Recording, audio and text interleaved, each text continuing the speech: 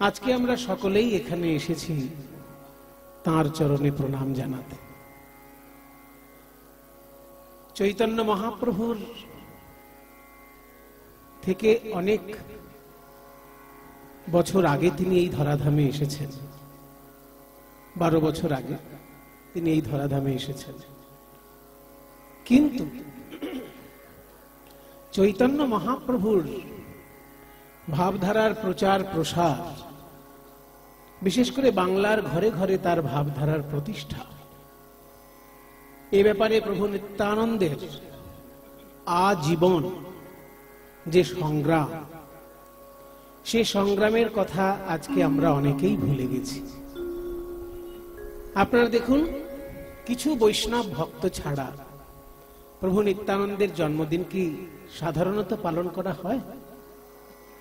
সাধারণত করা হয় না। কিন্তু প্রভু নিত্যানন্দের এই যে জন্মদিন তার জন্মস্থানে পালিত হচ্ছে, এটা যে আমাদের কাছে কত বড় একটা প্রাপ্তি। আজকে চাণক্যের যদি জন্মদিন হয়, চাণক্যের জন্মস্থানে গিয়ে পালন করতে পারবেন না, কারণ চাণক্যের যেখানে জন্ম সেখানে এখন সবাই মুসলমান, শুধু কিছু মসজিদ আর কিছু নামাজ অনুরাগী ভক্ত মানুষ পাবেন। চাণক্যের নাম ঠিকানা সেখানে পাবেন না। অথচ চাণক্যের নীতিশাস্ত্র অনুসারে শত শত বছর ভারতবর্ষে শাসন হয়েছে, কিন্তু তার জন্মস্থানে যদি আপনি একটা প্রদীপ জ্বালাতে যান, এক থাপ্পড় খাবেন। আমাদের পরম সৌভাগ্য যে আজকে আমরা প্রভু নিত্যানন্দের শ্রী জন্মস্থানে প্রণাম করতে আসার সুযোগ পেয়েছি। এটা কত বড় একটা প্রাপ্তি আমাদের। কখনো কখনো চক্রান্তের সুর কিন্তু সুরে ভেসে আসে, যেমন গৌরাঙ্গ মহাপ্রভুর জন্মস্থান নিয়ে একটা বিতর্ক তৈরি হয়েছে বৈষ্ণব জগতে, সেইভাবে যেন নিত্যানন্দ প্রভুর জন্মস্থান নিয়ে কোনো বিতর্ক তৈরি না হয়, এই জন্য সমস্ত সম্প্রদায়ের বৈষ্ণবের শ্রী চরণে আমার ব্যাকুল প্রার্থনা। মঠ মন্দির নিশ্চয়ই করব আমরা সবাই, বিভিন্ন সম্প্রদায়ের লোক নিতাই চাঁদের চরণে প্রণাম করতে আসবেন। বৈষ্ণব কেন, অবৈষ্ণবও আসবেন, কারণ প্রভু নিত্যানন্দ শুধুমাত্র বৈষ্ণবের প্রভু তা নয়, তিনি অবৈষ্ণবেরও প্রভু। তিনি যে শুধু আস্তিকের প্রভু তা নয়, তিনি নাস্তিকেরও প্রভু। যেমন কোন বাবা মা, তার যদি 4টে ছেলে হয়, একটা ছেলে নাস্তিক, একটা ছেলে আস্তিক, একটা ছেলে হাফ আস্তিক, কিছুটা মানে কিছুটা মানে না, এরকম যদি হয়, কিন্তু বাবা মাটা তো 3 জনেরই। যে নাস্তিক তারও বাবা মা যিনি, যে আস্তিক সেই ভাইয়েরও বাবা মা তিনি, যিনি অর্ধ নাস্তিক তারও বাবা মা তিনি। তেমনি জগৎগুরু নিত্যানন্দ যেহেতু আমাদের জগৎ গুরু, তিনি আমাদের বাবা মার জায়গায়। কাজে যিনি ঈশ্বর মানেন তারও প্রভু নিত্যানন্দ, যিনি ঈশ্বর মানেন না তারও প্রভু নিত্যানন্দ। সেই জন্য তার যে জন্মস্থানের বিশুদ্ধতা এখানে রক্ষা হয়েছে, এটা কিন্তু বিরাট বড় একটা পাওনা আমাদের কাছে। সেটা যেন আমরা সযত্নে সেই পাওনাটাকে রক্ষা করতে পারি, সকলের কাছে আমার সেই বিনীত প্রার্থনা। প্রতি বছর আপনারা আসবেন, নিতাই চাঁদের চরণে প্রণাম জানাবেন। আমিও চেষ্টা করব যাতে তার চরণে অন্তত প্রণাম করতে আসার সৌভাগ্যটা আমার হয়। এটা তো ভাগ্য ছাড়া হয় না, সৌভাগ্য ছাড়া হবে না। নিতাই চাঁদ আমাদের কি দিলেন সেই সম্পর্কে 2-1টি কথা বলেই আমি আমার লীলা কীর্তনে প্রবেশ করব। গৌরাঙ্গ মহাপ্রভুর সান্নিধ্য যারা পেয়েছেন তাদের মধ্যে অনেকে কিন্তু আঘাতও পেয়েছেন, কিন্তু নিত্যানন্দের সান্নিধ্য যারা পেয়েছেন তাদের মধ্যে কেউ আঘাত পেয়েছেন এইরকম কিন্তু ইতিহাস অন্তত শোনা যায় না। কারা গৌরাঙ্গ মহাপ্রভুর সান্নিধ্য পেয়ে আঘাত পেয়েছেন সেরকম আমি একটা লিস্ট ধরিয়ে দিতে পারি। লিস্টের মধ্যে 1 নম্বরে নাম থাকবে ছোট হরিদাস। ছোট হরিদাস, আপনারা হরিদাস নাম শুনেছেন, যিনি 3 লক্ষ নাম জপ করতেন, তাকে বলা হয় বড় হরিদাস। তিনি ছাড়াও দ্বিজ হরিদাস বলে আর একজন ছিলেন, তিনি ছাড়াও ছোট হরিদাস বলে একজন ছিলেন। তিনি একবার মহাপ্রভুর উদ্দেশ্যে ভিক্ষা করতে গিয়ে এক বিধবা রমণীর কাছ থেকে ভিক্ষা এনেছিলেন। এটা আমাদের মতন সাধারণ লোকের কাছে খুব সামান্য একটা ঘটনা, যে মহাপ্রভুর সেবার জন্য ভিক্ষা করতে গেছে, তো ভিক্ষাটা তো যার তার কাছ থেকেই আনতে পারে। ভিক্ষার সময় তো বেছে দেওয়া নেই যে অমুকের কাছে ভিক্ষা চলবে, অমুকের কাছে ভিক্ষা চলবে না। তাহলে বিধবা একজন রমণীর কাছ থেকে তিনি ভিক্ষা এনেছিলেন। সেই অপরাধে মহাপ্রভু ছেলেটির মুখ দর্শন করলেন না কোনোদিন। যে তুমি একজন বিধবা রমণী বলতে এখানে ইঙ্গিতটা একটু অন্যদিকে আছে। আপনারা যারা বিধবা মা আছেন এখানে দয়া করে আমাকে ক্ষমা করবেন। বিধবা মাত্রই কিন্তু এখানে অবজ্ঞা করা হচ্ছে তা কিন্তু নয়। যে বিধবার কাছ থেকে অন্ন ভিক্ষা করে আনা হয়েছিল তিনি ছিলেন যুবতী ধরনের, বৃদ্ধা বিধবা নয়। এক নম্বর, মহাপ্রভুর জন্য ভিক্ষা করতে হবে কোন একজন ব্রাহ্মণের ঘর থেকে। এটা ছিল তখনকার দিনের আইন, যে সন্ন্যাসীর ভিক্ষা ব্রাহ্মণের ঘরে হবে। কেন? ব্রাহ্মণ বড় জাত বলে নয়, আর কেউ প্রতিদিন ঈশ্বরের ধ্যান প্রণাম না করুক, ব্রাহ্মণ করবেই। এই জন্য অন্য জাতির লোকেরা যদি ঈশ্বরের ধ্যান প্রণাম নাও করে, অতটা কড়াকড়ি ছিল না সমাজে, কিন্তু ব্রাহ্মণ ত্রিসন্ধ্যা আহ্নিক করতে বাধ্য, এটা তার নিয়মাবলীর মধ্যে প্রথম কথা। কাজে যেহেতু 3 সন্ধ্যা সে ঈশ্বরের উপাসনা করছে, তার কাছ থেকে আনা অন্নটার মধ্যে ঈশ্বরের ভক্তি মেশানো থাকবে। সেই জন্য সেই অন্নতে মহাপ্রভুর ভোগ হবে। এটা ছিল তখনকার দিনের সন্ন্যাসীদের জন্য ইন জেনারেল একটা কড়াকড়ির নিয়ম। সেটা কিছু করার ছিল না, সমাজটাই ওই রকম ভাবে তৈরি ছিল তখন। তারপরে ব্রাহ্মণের কাছ থেকে না এনে তিনি এনেছেন একজন বিধবা রমণীর কাছ থেকে, যে বিধবা যুবতী। যুবতী বিধবার কাছ থেকে আনার ক্ষেত্রে দুটো ভয় আছে। এক নম্বর, যদি কোনোদিন কেউ আঙুল তোলে যে চৈতন্য মহাপ্রভু একদম যুবক সন্ন্যাসী, আর একজন যুবতী বিধবার কাছ থেকে ভিক্ষা আনছে, তাহলে কি তলে তলে কিছু চলছে নাকি? কারণ শয়তান লোকের তো অভাব নেই পৃথিবীতে, শয়তান লোক সারা জীবনই ছিল, এখনো আছে। কাজে মহাপ্রভু যুবক, যে বিধবা রমণীর কাছ থেকে এনেছে সেও যুবতী, তাহলে কি তলে তলে কিছু একটা ব্যাপার আছে নাকি, যে ওইখান থেকে ভিক্ষা এনে নাকি খাওয়ানো হচ্ছে? মহাপ্রভুর উপরে আসতে পারে আচর, এটা একটা দিক। আর একটা দিক, যেহেতু ছোট হরিদাস ব্রহ্মচারী, সে ব্রহ্মচর্য অবলম্বন করছে, সে একজন যুবতী রমণীর কাছ থেকে ভিক্ষা যদি আনে, সেখানেও তো আঙুল উঠবে। যে একজন বিধবা রমণীর প্লাস সে যুবতী, তার কাছ থেকে ভিক্ষা আনছে, মানেটা কি? তাহলে কি হরিদাসের কিছু একটা গন্ডগোল চলছে এখানে? কোন দিকেই যাতে আঙুল না ওঠে, সেই জন্য মহাপ্রভুর রাগ, যে আমার জন্য ভিক্ষা আনবে, তুমি এই দিকগুলো চিন্তা করবে না কেন? তুমি তো আমার ভক্ত, এমন কাজ তুমি কেন করবে যে আমার দিকেও আঙুল উঠতে পারে, আবার তোমার দিকেও আঙুল উঠতে পারে? তাই যুবতী বিধবা রমণীর কাছ থেকে ভিক্ষা এনেছিল বলে ছোট হরিদাসের মুখ দর্শন করলেন না তিনি। আপনারা শুনলে অবাক হয়ে যাবেন যে চৈতন্য মহাপ্রভু গান বাজনার খুব ভক্ত ছিলেন। তিনি নিজে গান করতেন আর মন দিয়ে গান শুনতেন।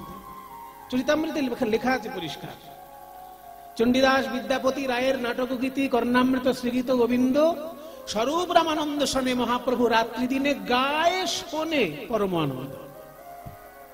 শুধু এমন নয় যে শোনে, কিছু কিছু লোক আছে গান বাজনা নিজে গাইতে পারে না কিন্তু শোনে, কিন্তু মহাপ্রভু নিজে গাইতেন এবং শুনতেন। কি শুনতেন? চণ্ডীদাসের পদ, বিদ্যাপতির পদ, জয়দেবের পদ, রামানন্দ রায়ের নাটকের গান, আর কৃষ্ণ কর্ণামৃত মানে বিল্লমঙ্গল ঠাকুরের লেখা শ্রীকৃষ্ণ কর্ণামৃত।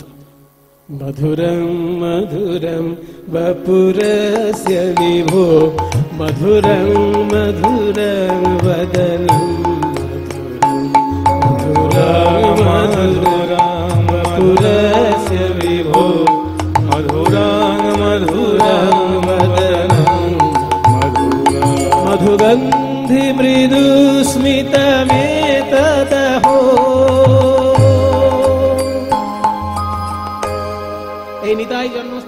মন্দিরের বাইরেই একটা ছোট্ট টেবিলের উপর গ্রন্থ বিক্রি হচ্ছিল সারাদিন। জানি না কালকে বিক্রি হবে কিনা। ওইখানে কিন্তু আমি দেখেছি গ্রন্থটা আছে, শ্রীকৃষ্ণ কর্ণামৃত আছে ওইখানে, এরকম মোটা বই। তাতে কৃষ্ণ কর্ণামৃতের সব শ্লোক আছে। 3 জন গোস্বামীপাদের টিকা রয়েছে, তার মধ্যে কৃষ্ণদাস কবিরাজেরও টিকা আছে।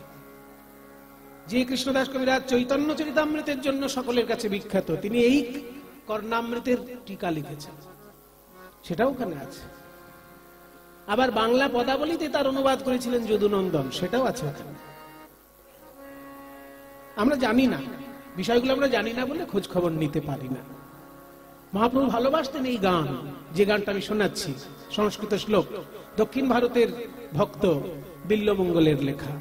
মধুরাং মধুরাং বাপুরস্য বিভো, মধুরাং মধুরাং বদনং মধুরম, মধুগন্ধি মৃদু স্মিতমেতদহ, মধুগন্ধি মৃদু স্মিতমেতদহ, মধুগন্ধি মৃদু স্মিতমেতদহ, মধুগন্ধি মৃদু স্মিতমেতদহ, মধুগন্ধি মৃদু স্মিতমেতদহ, মধুরং মধুরং মধুরং মধুরং মধুরং মধুরং মধুরং মধুরং মধুরং वपुरस्य विभो, मधुरं मधुरं वदनं मधुरं, मधुगन्धि मृदु स्मितमेतदहो, मधुगन्धि मृदु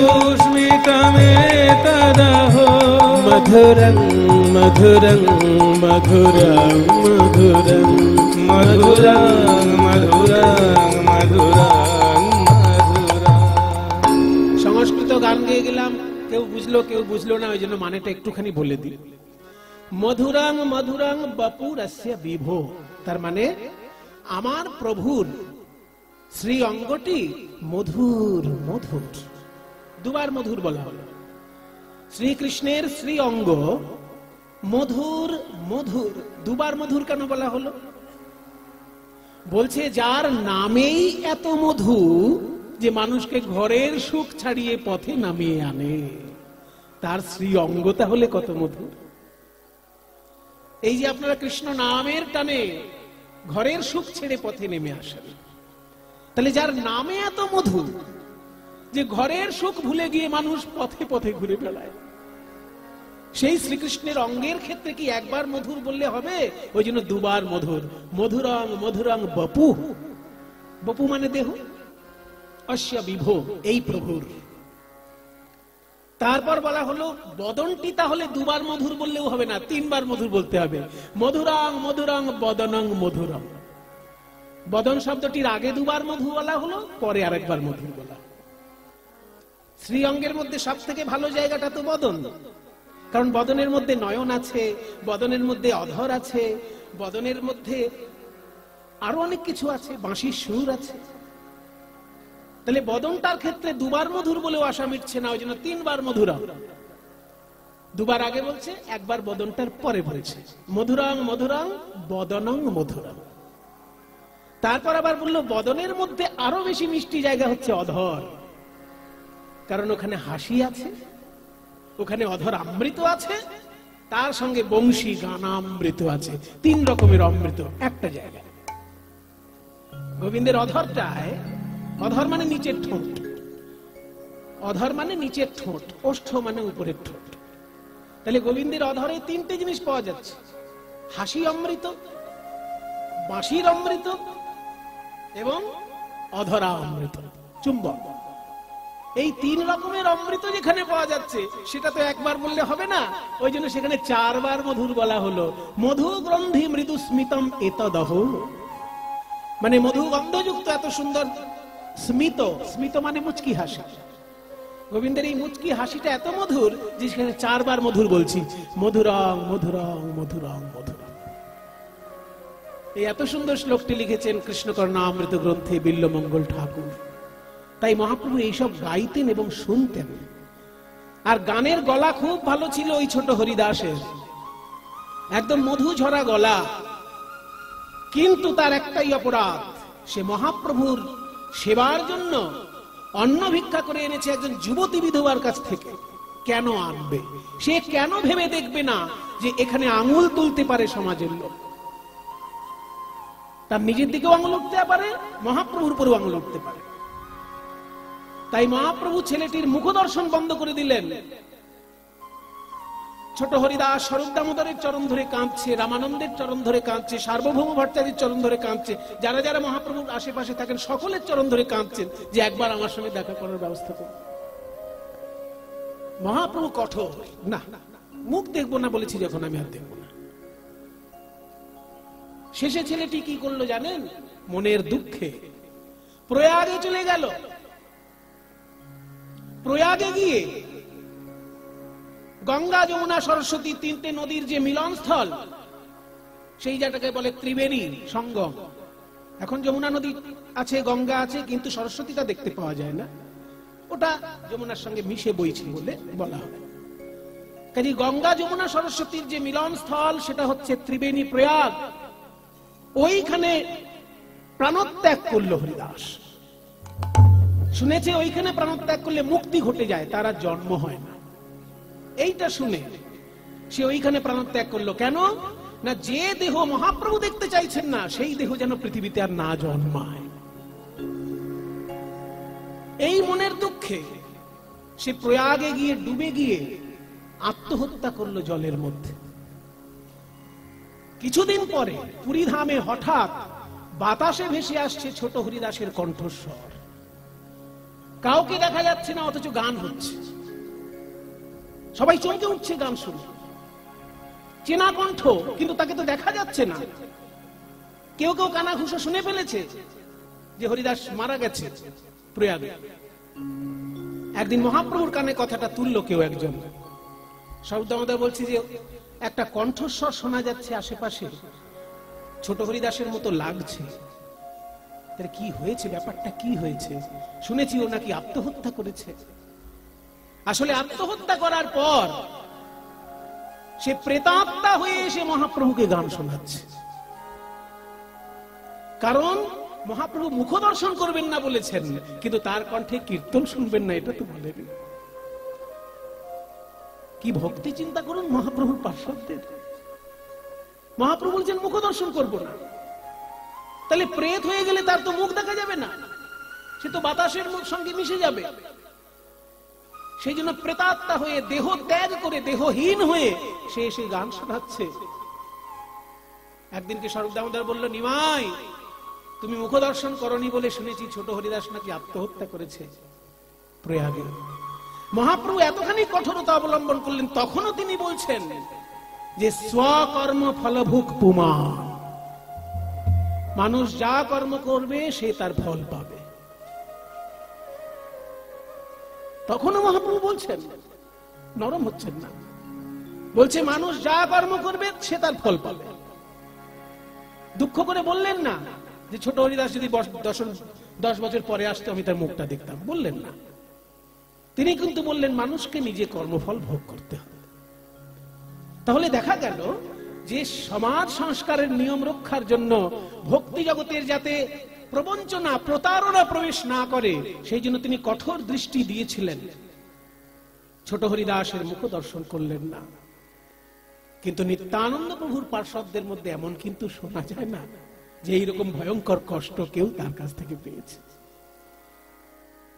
নিতাই বড় গৌর ছোট, এ যুক্তি আমি দাঁড় করাতে চাইছি না। আমি দাঁড় করাতে চাইছি যেটা, যে গৌরাঙ্গ মহাপ্রভু কোন কোন ক্ষেত্রে এত কঠোর হয়েছেন যে সাধারণ মানুষের কাছে সেটা মেনে নেওয়া বড় কঠিন। কিন্তু নিতাই চাঁদ সমস্ত ক্ষেত্রেই উদারতা প্রকাশ করেছেন। তিনি কি কঠোর হননি? যেখানে প্রয়োজন হয়েছে তিনিও কঠোর হয়েছেন, কিন্তু এতখানি কঠোরতা দেখা যায়নি। যে ভালোবাসার মানুষের প্রতিও তিনি যে এইরকম কঠোর আচরণ করেছেন এমন দেখা যায় না। নিত্যানন্দের শাস্তি অন্য ধরনের। রঘুনাথ দাস সরাসরি গৌরাঙ্গ পেয়েছিল, নিতাই চাঁদ একদিন তাকে শাস্তি দিলেন যে আমার মাধ্যমে তুই গৌরাঙ্গ কৃপা না পেয়ে গৌরাঙ্গের কাছে সরাসরি কৃপা পাচ্ছিস, তুই তো চোর। গৌর আমার সম্পদ, আমি যাকে দেব সে পাবে, তুই আমার কাছে না এসে, আমি এইখানে বাস করছি খড়দহে, পানিহাটি খড়দহ এই এলাকায় তখন নিত্যানন্দ প্রভু থাকতেন। আমি এখানে থাকছি আর তুই সপ্তগ্রামের ছেলে, একবার এসে আমার সঙ্গে দেখা করতে পারিস না? সপ্তগ্রাম থেকে পানিহাটি খড়দহ কতটুকু? একটা নৌকা করলেই চলে আসা যায় 1 ঘন্টার মধ্যে। তোকে আমি শাস্তি দেব। কি শাস্তি দেবেন প্রভু? এই যে যত বৈষ্ণব এখানে এসেছেন, শত শত হাজার হাজার বৈষ্ণব এসেছেন, তুই সকলকে চিড়ে দই সন্দেশ প্রসাদ খাও, সকলকে প্রসাদ পাওয়াবে। তাহলে দেখুন, এর থেকে বড় আনন্দের শাস্তি আর হয়? মহাপ্রভুর শাস্তি কি হলো? মুখ দর্শন করবো না, করবো না মানে করবোই না। আর নিতাই চাঁদের শাস্তি কি হলো? যে তোর বাবার জমিদারি টাকা আছে, আর এখানে দেখ গরিব বৈষ্ণব খেতে পাচ্ছে না, ওই জমিদারির টাকা নিয়ে আয়, এই গরিব বৈষ্ণবদের মুখে প্রসাদ তুলে দে। সেদিনকে রঘুনাথ দাস গোস্বামী ওই জমিদারির হাজার হাজার টাকা খরচা করে বিরাট বড় দধিচিড়ার উৎসব করেছিলেন। এখনো সেই দধিচিড়ার উৎসব হচ্ছে গঙ্গার ধারে পানিহাটিতে। নিত্যানন্দ প্রভুর শাস্তি এই ধরনের, আত্মহত্যা করার মতন শাস্তি নয়। কিন্তু গৌরাঙ্গ মহাপ্রভুর শাস্তিতে আমরা দেখলাম আত্মহত্যা করতে হবে। তাই আমাদের বড় ভাগ্য যে আমরা নিতাই চাঁদের চরণে প্রণাম করতে আসতে পারছি। সবাই মিলে একবার প্রাণ ভরে বলুন, নিতাই চাঁদ কি, নিতাই চাঁদ কি, নিতাই চাঁদ কি।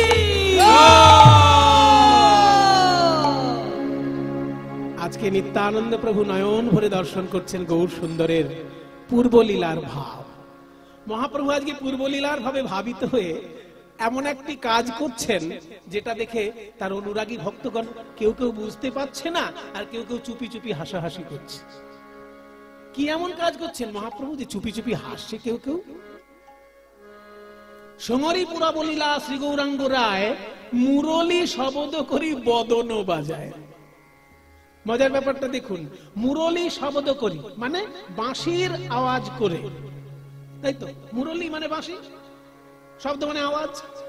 তাহলে মুরলী শব্দ করি বাঁশির সুরে বদন বাজায়, অর্থাৎ বদন থেকে বাঁশির সুর বার করছে। হ্যাঁ গো, বদন থেকে যদি কেউ বাঁশির সুর বার করে সেটাকে কি বলা হয়? দেখবে সিনেমা হলের আশেপাশে ছেলেরা, এখন তো সিনেমা হল নেই, এখন ওই কলেজের ইউনিভার্সিটির গেটের সামনে যেসব জায়গায় বাজে কলেজ, আর কি খুব উন্নত মানের কলেজে এসব হয় না, কিন্তু যেগুলো বাজে জায়গা, সেখানে ইয়ং ছেলে ইয়ং মেয়েকে দেখলে পারে মুখ থেকে একটা আওয়াজ বার করলো, বাঁশির আওয়াজ। ওটাকে কি বলে? শীষ বাঁশিটি। তো মহাপ্রভু আজকে মুখ থেকে বাঁশির আওয়াজ করছেন, এটা কি খুব ভালো দেখাচ্ছে? আমাকে আপনারা মারধর করতে পারেন কথাটা শুনে, কিন্তু যিনি লিখেছেন এই গানটা তাকে এখন কোথায় খুঁজে পাবেন মারার জন্য? এটা তো পদকর্তার পদ, আমি কি করব? যা লেখা আছে আমি তাই গাইছি। মুরলী শব্দ করি, মুরলী শব্দ করি, মহাপ্রভু আমার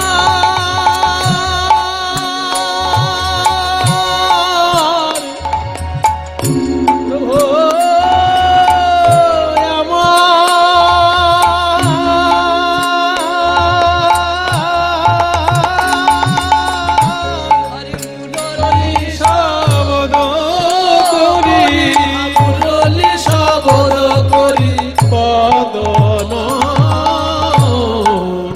বদন বাজায়, মুরলী শব্দ করি, মুরলী শব্দ করি, বদন বাজায়, মুরলী শব্দ করি, মুরলী শব্দ করি, বদন বাজায়, মুরলী শব্দ করি, মুরলী শব্দ করি, বদন বাজায় তেমনি ভাবে, বাজায় তেমনি ভাবে, যেমন বাজাই তো তেমনি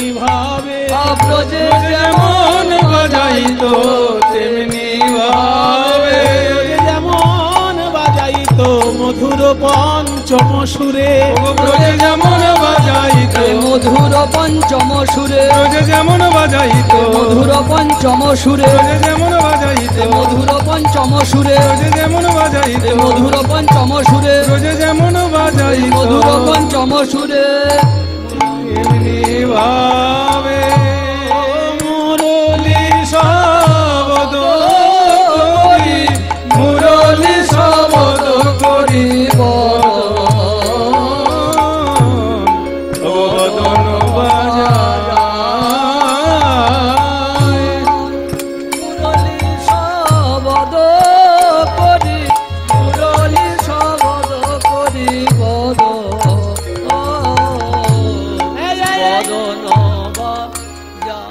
ও গোবিদা, ও গদাধর, কি শুনছি গো?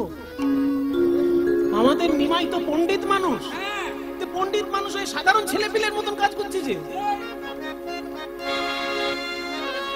সাধারণ ছেলেপিলেরা মুখ দিয়ে বাঁশি বাজায়, কিন্তু পণ্ডিত মানুষের মুখ দিয়ে বাঁশি। কিন্তু মহাপ্রভুর মুখে যে বাঁশির সুর বাজছে, কোন সুর? সাধারণ ছেলেপিলের মতো সুর নয়। ভজ শ্রীকৃষ্ণ, কহ শ্রীকৃষ্ণ, কহ শ্রীকৃষ্ণের নাম রে। ভজ শ্রীকৃষ্ণ, কহ শ্রীকৃষ্ণ, লহ শ্রীকৃষ্ণের নাম রে। শ্রীকৃষ্ণ, কহ শ্রীকৃষ্ণ, লহ শ্রীকৃষ্ণের নাম রে। ভজ শ্রীকৃষ্ণ, লহ শ্রীকৃষ্ণ, লহ শ্রীকৃষ্ণের নাম রে। জনা শ্রীকৃষ্ণ ভজে, সে হয় আমার প্রাণ রে। যে জনা শ্রীকৃষ্ণ ভজে, সে হয় আমার প্রাণ রে। এবার দিন গেলে হা শ্রীকৃষ্ণ, যে বলে একবার রে। দিন গেলে কৃষ্ণ বলে একবার রে। সে জন আমার হয়, হই তার রে। যে জনা হয়, আমি হই তার রে। আরে আমি হই তার রে। আরে আমি হই তার রে। আমি হই তার রে। আমি হই তার রে। আমি হই তার রে। ভজ শ্রীকৃষ্ণ। কে কৃষ্ণ এমন মধুর সুরে কে বাঁশি বাজায়?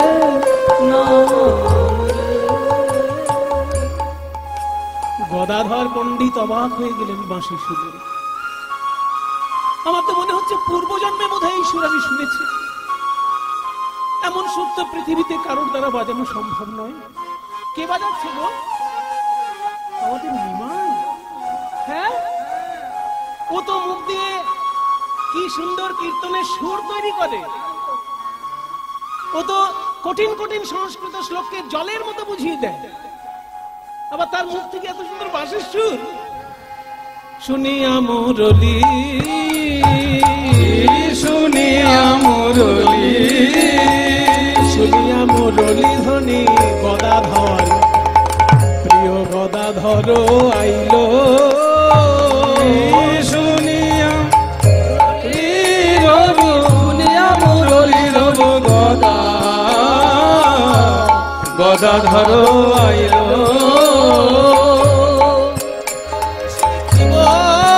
বলি মুরলি শিখিব বলি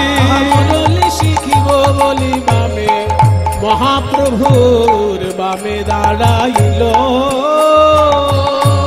মুরলি শিখিব বলি, মুরলি শিখিব বলি বামে বামে দাঁড়াইল। শিখায়ে দাও হে আমায় শিখায়ে দাও হে হে প্রাণের গৌর হরি শিখায়ে দাও হে ও হে প্রাণের গৌর হরি শিখায়ে দাও হে। কেমন করে বাজাও বাঁশি দাও হে কেমন করে বাজাও বাজাও বাঁশি শিখায়ে দাও হে। কেমন করে বাজাও বাঁশি ও হে প্রাণের গৌর শশী কেমন করে বাজাও বাঁশি, ও হে প্রাণের গৌর শশী কেমন করে বাজাও বাঁশি, ও হে প্রাণের গৌর শশী কেমন করে বাজাও বাঁশি। ও হে প্রাণের গৌর শশী গৌর হে গৌর হে গৌর হে গৌর হে গৌর হে গৌর হে গৌর হে। গদাধর এসে বলছে নিমাই পণ্ডিত মানুষ হয়ে তুমি এত সুন্দর বাঁশির সুর কি করে করলে?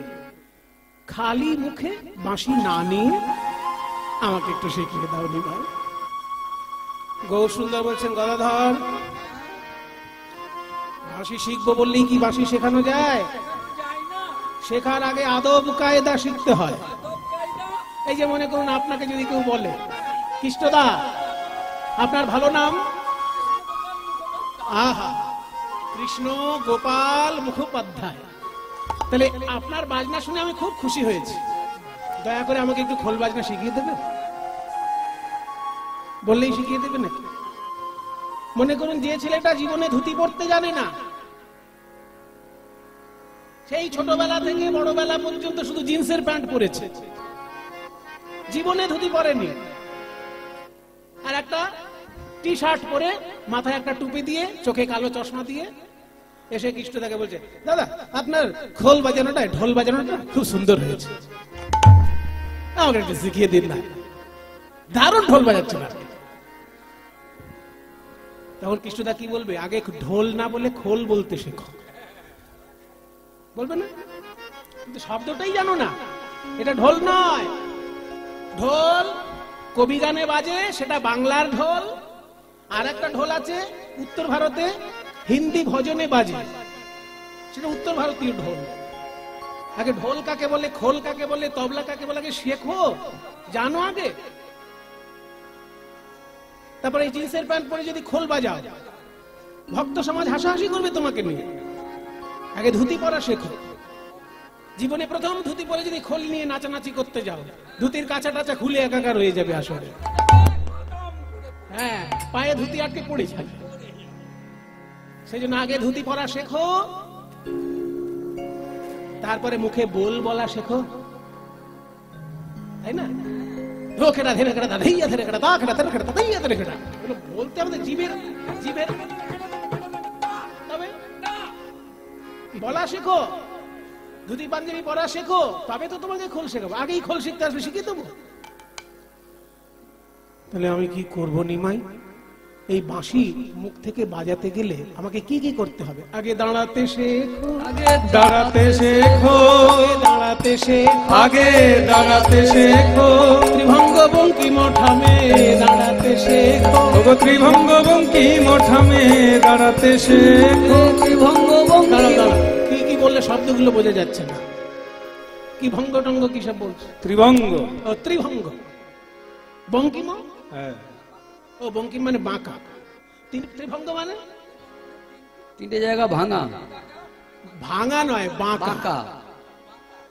ঠ্যাং ভাঙা হাত ভাঙা হলে সে কি করে বাঁচবে? ওখানে ভাঙা মানে তিন জায়গায় ভাঙা নয়, তিন জায়গায় বাঁকা। দেখো শোনো ভালো করে বুঝে না, বাঁশি বাজাতে গেলে কোথাও তোমাকে হেলান দিয়ে দাঁড়াতে হবে। যেমন শ্রীকৃষ্ণ কদম গাছে হেলান দিয়ে দাঁড়াতেন। তো কদম গাছে কেন হেলান দিতেন? তার কি কোমরে জোর নেই? সেজন্য নয়, হেলান দিলে পরে শরীরের ভার আর নিজেকে বহন করতে হয় না, পুরো বুকের ভিতরের বাতাসটা বাঁশিতে দিয়ে মন দিয়ে বাঁশি বাজানো যায়। বুঝতে পেরেছো? ওই জন্য গোবিন্দ গাছে হেলান দিয়ে বাঁশি বাজায়। তাহলে তোমাকে হেলান দিতে গেলে তিন জায়গায় বাঁকা করতে হবে। প্রথমে চরণ বাঁকা, এক, তারপর কোমর বাঁকা, তারপর ঘাড় বাঁকা, এইবার বাঁশি।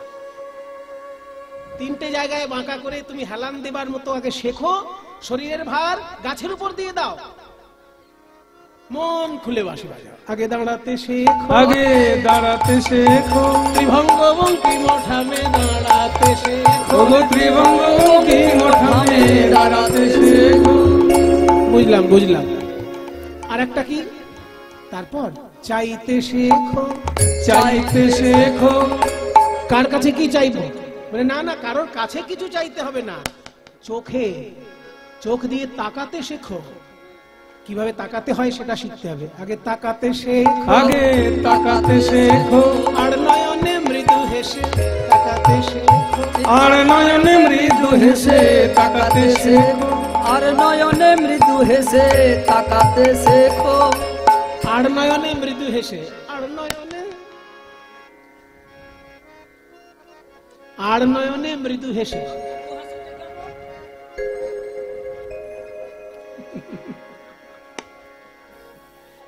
আর নয়নে মৃত কেন তাকাবো? এই দাঁড়াও, আমার ব্যাপারগুলো মাথায় ঢুকছে না। বসো বসো তো, কিছুই মাথায় ঢুকছে না। বাঁশি বাজাবো মশাই, বাঁশি বাজাবো, আর চোখে তাকানোর কি দরকার? তার জন্য বলছে দরকার আছে, বুঝে নাও।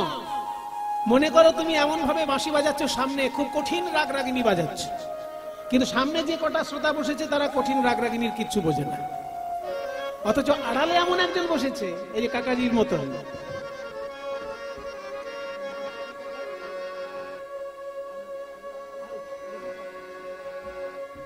আমাদের শ্রদ্ধেয় হারু কাকু কত বছর ধরে যে কীর্তনের সেবা করছেন, হারমোনিয়াম বাজিয়ে গান গেয়ে, মানে আমাদের আগের প্রজন্মের সঙ্গে উনি বাজিয়েছেন। এখন আমাকে খুব ছোট থেকে দেখছেন গান গাইতে। হ্যাঁ, খুব সুন্দর বাজাচ্ছে, দেখুন কি সুন্দর হারমোনিয়াম বাজাচ্ছে। একটু দাও গো, সাউন্ড দাও।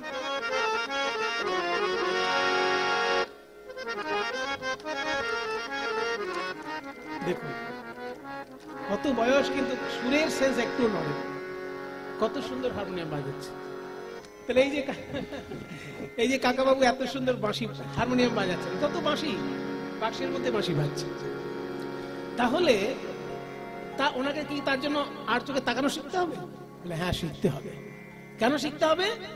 না, সামনের যে শ্রোতা সে হয়তো রাগ রাগিনী বুঝছে না, কিন্তু আড়ালে যে লোকটা বসেছে, বাঁদিকে যে বসেছে, সে হয়তো রাগ রাগিনী ভালো বুঝছে। তখন হারমোনিয়াম নিয়ে যদি উনি এইরকম ঘুরে যান,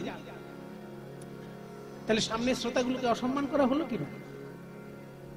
হারমোনিয়াম হারমোনিয়াম জায়গায় থাকবে, ওনার শরীর সোজা থাকবে, কিন্তু আর চোখে সেই শ্রোতার সঙ্গে ভাবের আদান প্রদান হবে। রসিক শ্রোতা যদি বাঁদিকে থাকে, আর চোখে তার সঙ্গে ভাবের আদান প্রদান হবে, এখানে সুন্দর বাজবে, ওইদিকে তাকাচ্ছে। তেমনি শ্রোতা যদি এদিকে বসে, বাজবে এরকম, কিন্তু ডান দিকে শ্রোতার সঙ্গে নয়নে নয়নে ভাবের আদান প্রদান। ওই জন্য চাইতে শেখো, আগে চাইতে শেখো, আর নয়নে মৃদু হেসে চাইতে শেখো, আর নয়নে মৃদু হেসে চাইতে শেখো, আর নয়নে মৃদু হেসে বাঁশির সুরে মন ভোলাতে, আর নয়নে মৃদু হেসে বাঁশির সুরে মন ভোলাতে, বাঁশির সুরে মন ভোলাতে, আর নয়নে মৃদু হেসে সুরে মন ভোলাতে, আর নয়নে মৃদু হেসে বাঁশির সুরে মন ভোলাতে, আর নয়নে মৃদু হেসে বাঁশির সুরে মন ভোলাতে চাইতে শেখো। আচ্ছা, আমি তো এত কিছু জানতাম না নিমাই, আমি ভেবেছিলাম বাঁশিটা শিখে নেবো চট করে, কিন্তু তুমি যা বলছো সে তোমার অনেকদিন অভ্যাস করতে হবে। আগে ত্রিভঙ্গ দাঁড়াতে হয় কিরকম সেটা অভ্যাস করতে হবে, পড়ে যাতে না যাই, তারপর আবার আর চোখে তাকিয়ে ভাবের আদান প্রদান শিখতে হবে। তা নিমাই, তুমি আমাকে শেখাবে তো? নিশ্চয়ই শেখাবো গদাধর। তা শুনিয়া গদাধর, গদাধর কহে প্রভু সেবা নাগরালি, নাগরালি কি প্রকার। শোনো, বলছে আগে শেখো নাগরালি, পরে শেখো বাঁশি। গদাধরের কথা শুনি প্রভু কহে হাসি হাসি, আগে শেখো নাগরালি, মানে আনয়নে তাকানো শেখো, ত্রিভঙ্গ ঠামে দাঁড়ানো শেখো, তারপর শেখো বাঁশি। গদাধর কহে, কহে প্রভু সেবা কি প্রকার, আরে বংশী কহে নয়ন নয়ন বাঁকা,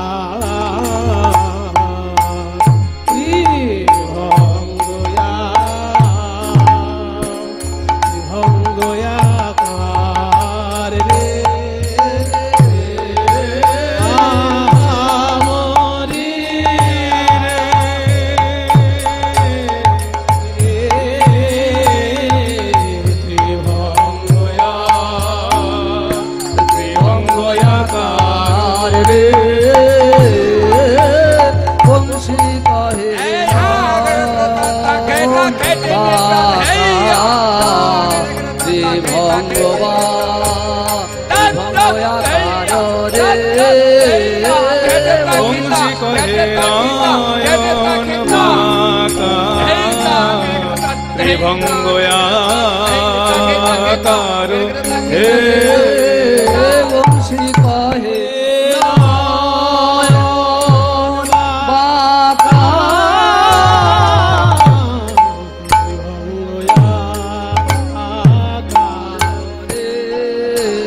বংশী কহে বাঁকা ত্রিভঙ্গয়া বংশী কহে নয়ন বংশী কহে বংশী কহে নয়ন বাঁকা ত্রিভঙ্গয়া কারো রে বংশী কহে বংশী কহে নয়ন বাঁকা ত্রিভঙ্গয়া কারো রে বংশী কহে নয়ন বাঁকা ত্রিভঙ্গয়া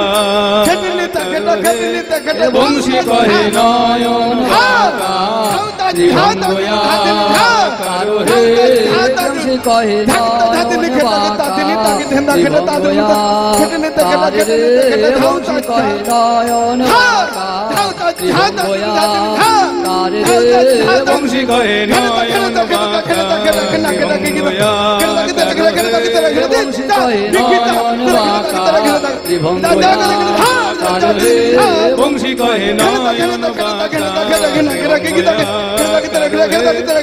কহে নয়ন বাঁকা ত্রিভঙ্গয়া কারে রে বংশী কহে নয়ন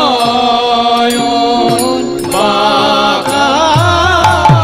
ত্রিভঙ্গয়া আকার রে বংশী কহে নয়ন বাঁকা ত্রিভঙ্গয়া কারে রে বংশী কহে নয়ন বাঁকা বংশী কহে নয়ন বাঁকা ত্রিভঙ্গয়া কারে রে বংশী কহে নয়ন বাঁকা ত্রিভঙ্গয়া কারে রে বংশী কহে নয়ন বাঁকা ত্রিভঙ্গয়া বংশী কহে কহে নয়ন বাঁকা ত্রিভঙ্গয়া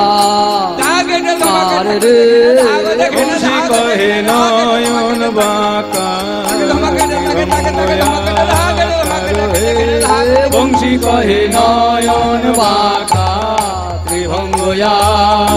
নয়ন বাঁকা ত্রিভঙ্গয়া কারে রে বংশী কহে নয়ন বাঁকা ত্রিভঙ্গয়া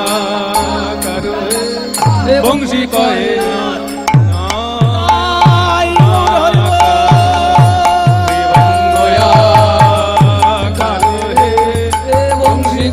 নয়ন বাঁকা ত্রিভঙ্গয়া কারে রে বংশী কহে নয়ন বাঁকা ত্রিভঙ্গয়া কারে রে বংশী কহে নয়ন বাঁকা ত্রিভঙ্গয়া কারে রে বংশী কহে নয়ন বাঁকা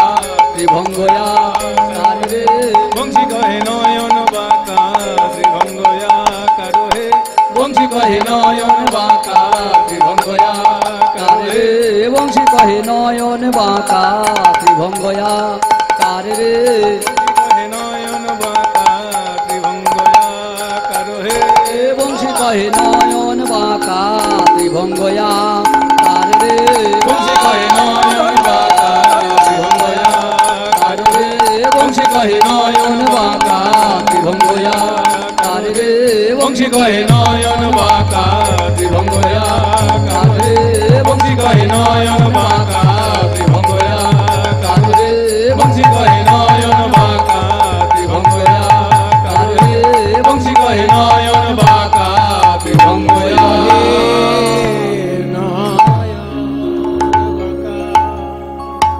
জয় নিতাই।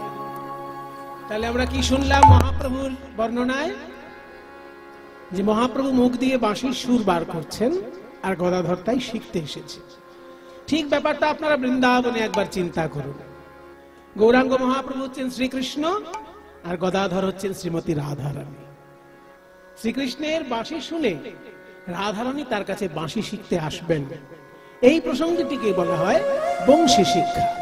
চলো আমরা বৃন্দাবনে গিয়ে সেই বংশী শিক্ষা, কেমন করে রাধারানী বাঁশি শিখলেন গোবিন্দের কাছে, সেটা আমরা শ্রবণ করব। একবার চল রে আমার মন যমুনা কিনারে, শ্রীধাম বৃন্দাবন। একবার চল রে আমার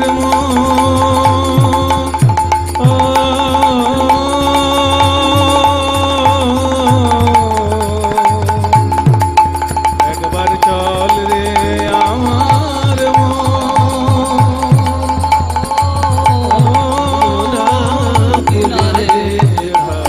শ্রীধাম বৃন্দাবন।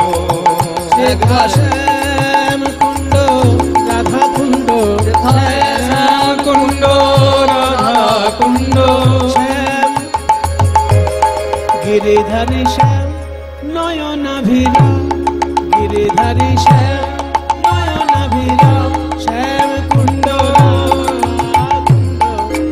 শ্যাম কুণ্ড রাধা কুণ্ড, দেখবি রাধা মদন মোহন, রাধা মদন মোহন, দেখবি মদন মোহন, দেখবি মদন মোহন,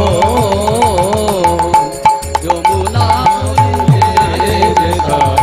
শ্রীধাম বৃন্দাবন। একবার চল রে আমার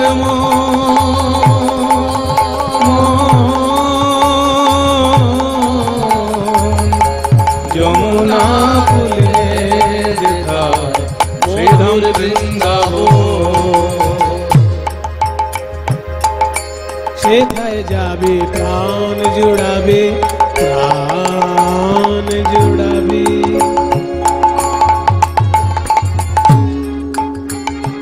রাধা শ্যামে দেখতে পাবি, সেথায় গেলে প্রাণ জুড়াবি, রাধা শ্যামে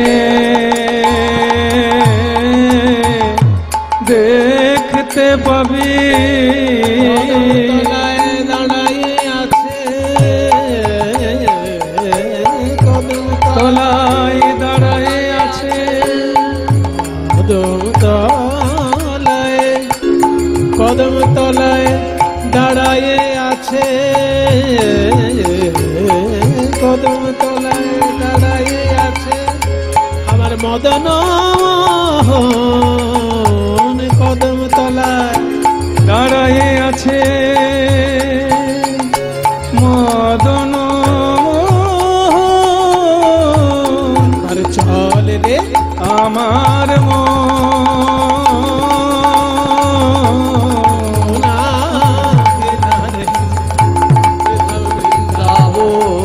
চলো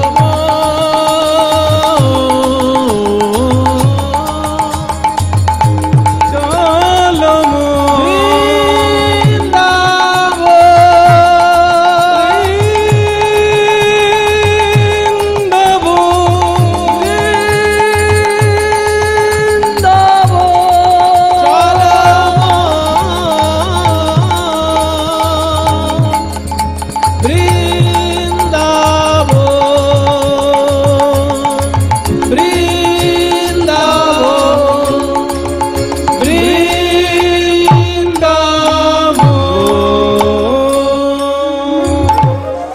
সবাই বলো বৃন্দাবন ধাম কি জয়, রাধা রানী কি জয়, নিতাই চাঁদ কি জয়, গোস্বামী বৃন্দ কি জয়, শ্রী জীব শরণ দাস মহারাজ কি জয়, আশ্রমের অধ্যক্ষ শ্রী নরোত্তম দাস মহাশয় কি জয়, निज निज श्री गुरु महाराज की जय। मधुमय श्री राम